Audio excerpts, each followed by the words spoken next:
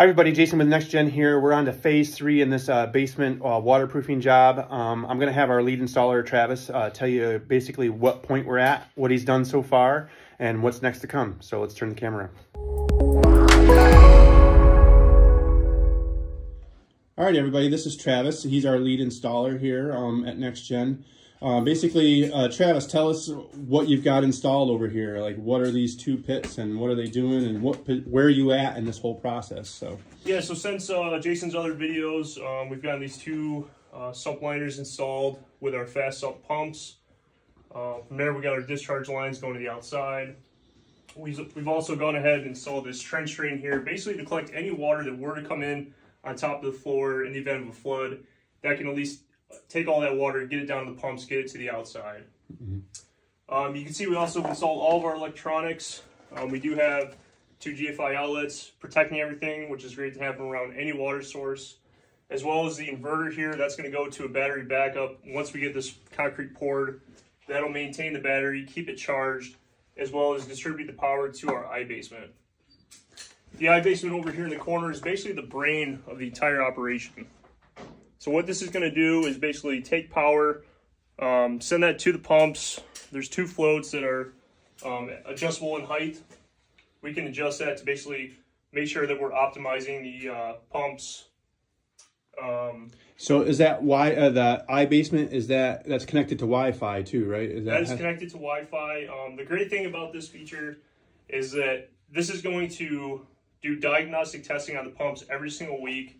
It's going to make sure that they're running properly. It's going to track the hours that they're operating. When they're operating as well, like what time they turn on. What time they turn on, what time they turn off. Mm-hmm. It's also going to it's going to send out text messages and emails to both the client and our company. That way we can monitor them. And then what happens if the pump switches go bad? Because the #1 cause of problems on a pump is that the pump switch will go bad, right? And so the iBasement will then take over that, or how's that work? It will, yep. So in the event that the pump switches go bad or the water level were to get too high, we do have a high water alarm in there, a float in there, and that's basically going to tell this iBasement that we need both pumps turned on automatically. So in the event that the floats go bad, it will recognize that and immediately turn on both pumps. So it'll override the pump switches and manually turn those pumps on. So, yep. So it's just another way to back up and make sure that we're not going to ever get flooded again down here. So absolutely, that's cool. So tell me about, I see some boxes behind, you know, with little blue caps on there. Tell me a little bit about those. So these are our ports that we have. You can see here we just have some T-ports and a corner port, and basically this is our drain here coming over to this corner and turning, and then these 2 here actually dump the water into the basins themselves. The great things about this is you do have some removable caps here. Oops. A little tricky to get out.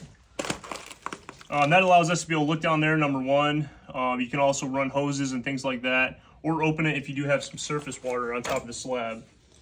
These caps come off, and that's for us to come back and do some yearly maintenance to that. We can run hoses in there, flush out the entire lines, make sure everything's running properly. These are a great feature to have, basically because any other type of drainage system that's underneath the concrete floor that don't have these, you have no way to maintain them.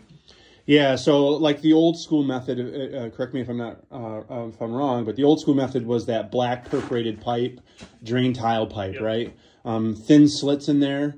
But basically over a period of time, those thin slits start to get covered up in silt and stuff. Correct. And basically ends up making that virtually not working anymore. And that's why you have those failures over a period of time. So a great feature here that allows you to flush those systems out and keep that all open. Yep, so we can do that, you know, multiple times a year if we have to. It certainly depends on the soil conditions. A house like this, I would almost recommend maybe doing every 6 months, making sure that everything's working well, especially at the beginning of, you know, your rain season. It's like I said, it's great to be able to come back, service these, make sure that they're cleaned out and working properly. So our next step then basically is just to finish, put the concrete back in here and cover this all up. And yep, today we will start mixing all of our concrete, getting it placed. You can see all of our vapor barrier goes right down to the stone. That'll ensure that any water behind this vapor barrier is shedding down, getting below the slab and into our stone bed, and hopefully from there getting pumped out. Cool. Thanks, Travis. Absolutely. Thanks, guys.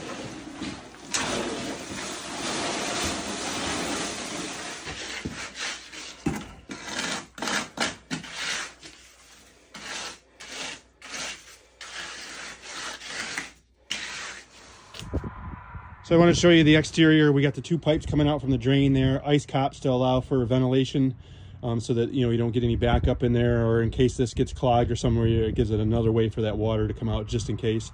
These 2 tie in together, then run down through the yard all the way down through here, and then basically we have a catch basin with a bubbler pot on top of that catch basin here.